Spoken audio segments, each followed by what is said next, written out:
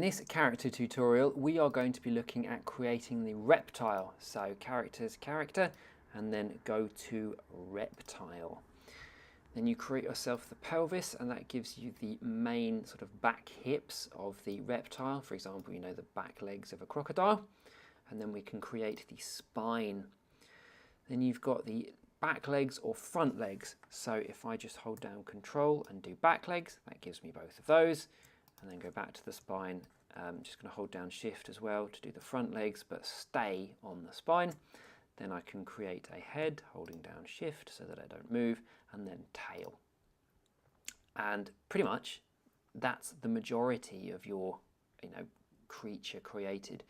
If you select the two back legs, and I'm just going to hold down Shift and Control to make sure I don't move anywhere, I can create toes, and that gives me the 3 toes either side.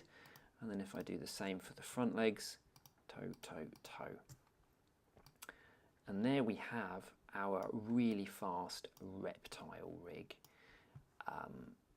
Looking at the head and the tails and stuff, you can control the number of joints that that tail has depending on what it is that you are creating and how many joints it's going to need. You can do the same for the spine as well, so if you don't need that many joints because your character or creature isn't going to be that long, then you can adjust that.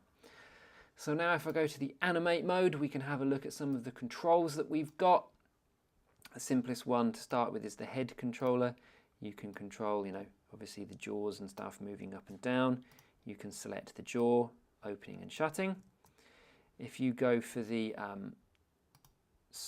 chest controller there and you rotate, you can see that that will move all of those joints as well, which is a good way of getting realistic movement from the rest of the body.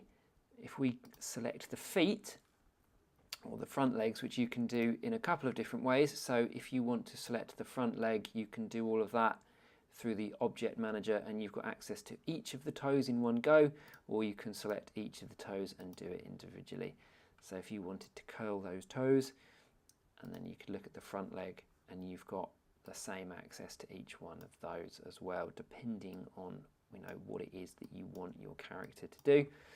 You can of course move it up and down and it will give you this really nice character movement there.